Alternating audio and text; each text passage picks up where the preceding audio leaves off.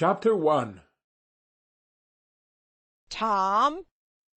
No answer. Tom! No answer. What's gone with that boy, I wonder? You, Tom! No answer. The old lady pulled her spectacles down and looked over them about the room. Then she put them up and looked out under them. She seldom or never looked through them for so small a thing as a boy. They were her state pair, the pride of her heart, and were built for style, not service. She could have seen through a pair of stove-lids just as well. She looked perplexed for a moment, and then said, not fiercely, but still loud enough for the furniture to hear, Well, I lay if I get hold of you, I'll— She did not finish, for by this time she was bending down and punching under the bed with the broom, and so she needed breath to punctuate the punches with. She resurrected nothing but the cat. I never did see the beat of that boy. She went to the open door and stood in it and looked out among the tomato vines and jimpson weeds that constituted the garden. No Tom. So she lifted up her voice at an angle calculated for distance and shouted, You, Tom! There was a slight noise behind her, and she turned just in time to seize a small boy by the slack of his roundabout and arrest his flight. There! I might have thought of that closet. What you been doing in there? Nothing. Nothing. Look at your hands, and look at your mouth. What is that truck? I don't know, Aunt. Well, I know. It's jam, that's what it is. 40 times I've said if you didn't let that jam alone, I'd skin you. Hand me that switch. The switch hovered in the air. The peril was desperate. My, look behind you, Aunt. The old lady whirled round and snatched her skirts out of danger. The lad fled on the instant, scrambled up the high board fence, and disappeared over it. His Aunt Polly stood surprised a moment, and then broke into a gentle laugh. Hang the boy! Can't I never learn anything? Ain't he played me tricks enough like that for me to be looking out for him by this time? But old fools is the biggest fools there is. Can't learn an old dog new tricks, as the saying is. But my goodness, he never plays them alike 2 days, and how is a body to know what's comin'? He 'pears to know just how long he can torment me before I get my dander up, and he knows if he can make me out to puff me off for a minute or make me laugh, it's all down again, and I can't hit him a lick. I ain't doing my duty by that boy, and that's the Lord's truth, goodness knows. Spare the rod and spile the child, as the good book says. I'm a-layin' up sin and sufferin' for us both, I know. He's full of the old scratch, but laws-a-me, he's my own dead sister's boy, poor thing, and I ain't got the heart to lash him somehow. Every time I let him off, my conscience does hurt me so, and every time I hit him, my old heart most breaks. Well, well, man that is born of woman is of a few days and full of trouble, as the Scripture says, and I reckon it's so. He'll play hookey this evening, and I'll just be obleeged to make him work tomorrow to punish him. It's mighty hard to make him work Saturdays when all the boys is having holiday, but he hates work more than he hates anything else, and I've got to do some of my duty by him, or I'll be the ruination of the child. Tom did play hookey, and he had a very good time. He got back home barely in season to help Jim, the small colored boy, saw next day's wood and split the kindlings before supper. At least he was there in time to tell his adventures to Jim, while Jim did 3/4 of the work. Tom's younger brother, or rather half-brother, Sid, was already through with his part of the work, picking up chips, for he was a quiet boy and had no adventurous, troublesome ways. While Tom was eating his supper, and stealing sugar as opportunity offered, Aunt Polly asked him questions that were full of guile and very deep, for she wanted to trap him into damaging revealments. Like many other simple-hearted souls, it was her pet vanity to believe she was endowed with a talent for dark and mysterious diplomacy, and she loved to contemplate her most transparent devices as marvels of low cunning. Said she, Tom, it was middlin' warm in school, weren't it? Yes'm. Powerful warm, weren't it? Yes'm. Didn't you want to go in a-swimmin', Tom? A bit of a scare shot through Tom, a touch of uncomfortable suspicion. He searched Aunt Polly's face, but it told him nothing. So he said, "No'm. Well, not very much." The old lady reached out her hand and felt Tom's shirt, and said, "But you ain't too warm now, though." And it flattered her to reflect that she had discovered that the shirt was dry without anybody knowing that that was what she had in her mind. But in spite of her, Tom knew where the wind lay now. So he forestalled what might be the next move. "Some of us pumped on our heads. Mine's damp yet, see?" Aunt Polly was vexed to think she had overlooked that bit of circumstantial evidence and missed a trick. Then she had a new inspiration. "Tom, you didn't have to undo your shirt collar where I sewed it to pump on your head, did you? Unbutton your jacket." The trouble vanished out of Tom's face. He opened his jacket. His shirt collar was securely sewed. "Bother! Well, go along with you. I'd made sure you'd played hooky and been a-swimmin'. But I forgive you, Tom. I reckon you're a kind of a singed cat, as the saying is. Better'n you look. This time."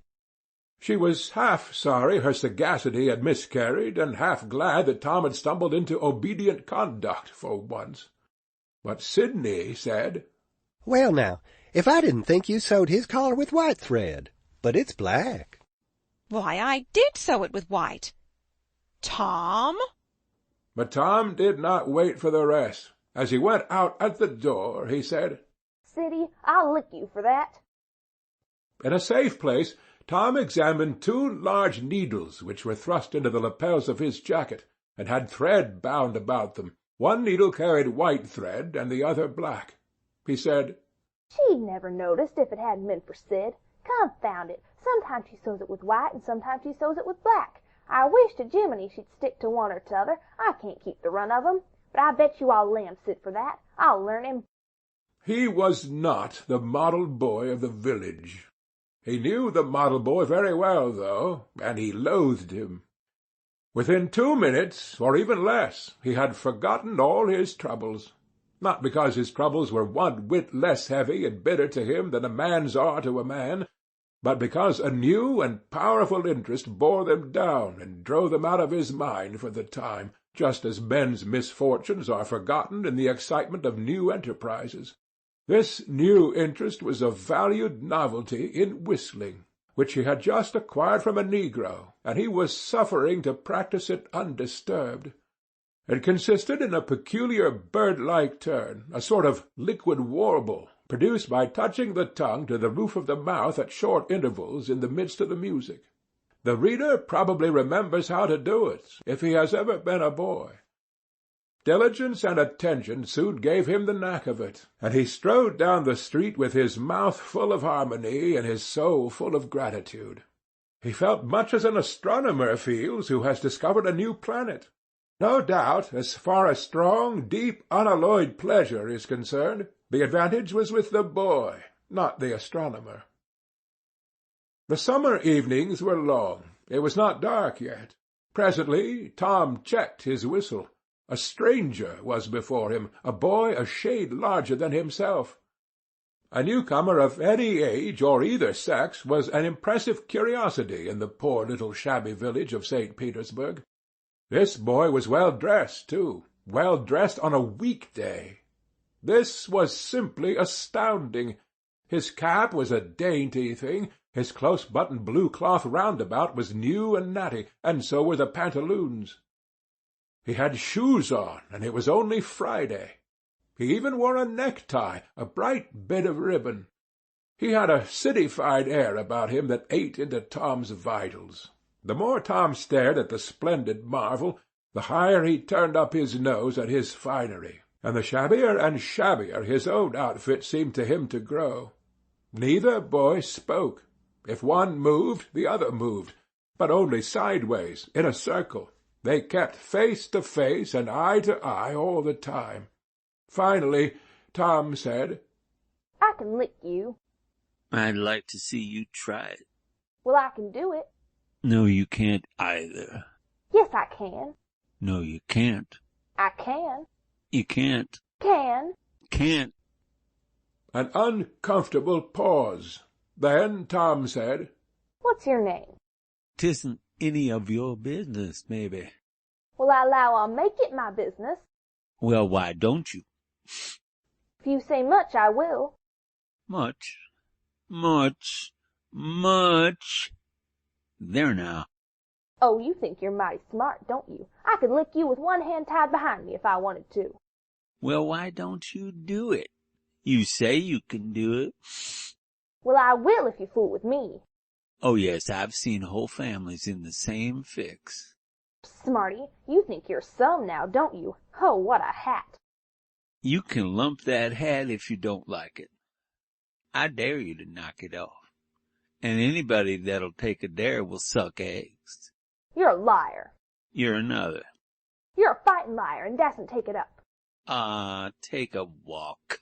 Say, if you give me much more of your sass, I'll take and bounce a rock off in your head. Oh, of course you will. Well, I will. Well, why don't you do it then? What do you keep saying you will for? Why don't you do it? It's because you're afraid. I ain't afraid. You are. I ain't. You are. Another pause, and more eyeing and sidling around each other. Presently they were shoulder to shoulder. Tom said, Get away from here. Go away yourself. I won't. I won't either. So they stood, each with a foot placed at an angle as a brace, and both shoving with might and main, and glowering at each other with hate. But neither could get an advantage. After struggling till both were hot and flushed, each relaxed his strain with watchful caution, and Tom said, You're a coward and a pup. I'll tell my big brother on you, and he can thrash you with his little finger, and I'll make him do it, too. What do I care for your big brother? I've got a brother that's bigger than he is, and what's more, he can throw him over a fence, too. Both brothers were imaginary. That's a lie. You're saying so. Don't make it so. Tom drew a line in the dust with his big toe, and said, I dare you to step over that, and I'll lick you till you can't stand up. Anybody that'll take a dare will steal sheep. The new boy stepped over promptly, and said, Now you said you'd do it. Now let's see you do it. Don't you crowd me now. You better look out. Well, you said you'd do it. Why don't you do it? By jingo, for 2 cents I will do it. The new boy took 2 broad coppers out of his pocket and held them out with derision. Tom struck them to the ground. In an instant both boys were rolling and tumbling in the dirt, gripped together like cats, and for the space of a minute they tugged and tore at each other's hair and clothes, punched and scratched each other's nose, and covered themselves with dust and glory. Presently the confusion took form, and through the fog of battle Tom appeared, seated astride the new boy, and pounding him with his fists. Holler enough, said he. The boy only struggled to free himself. He was crying, mainly from rage. Holler enough. And the pounding went on. At last the stranger got out a smothered "Nuff," and Tom let him up, and said, Now that'll learn you. Better look out who you're fooling with next time. The new boy went off brushing the dust from his clothes, sobbing, snuffling, and occasionally looking back and shaking his head, and threatening what he would do to Tom the next time he caught him out. To which Tom responded with jeers, and started off in high feather, and as soon as his back was turned, the new boy snatched up a stone, threw it, and hit him between the shoulders, and then turned tail and ran like an antelope. Tom chased the traitor home, and thus found out where he lived. He then held a position at the gate for some time, daring the enemy to come outside, but the enemy only made faces at him through the window and declined. At last the enemy's mother appeared, and called Tom a bad, vicious, vulgar child, and ordered him away. So he went away, but he said he 'lowed to lay for that boy. He got home pretty late that night, and when he climbed cautiously in at the window, he uncovered an ambuscade in the person of his aunt. And when she saw the state his clothes were in, her resolution to turn his Saturday holiday into captivity at hard labor became adamantine in its firmness. End of chapter 1.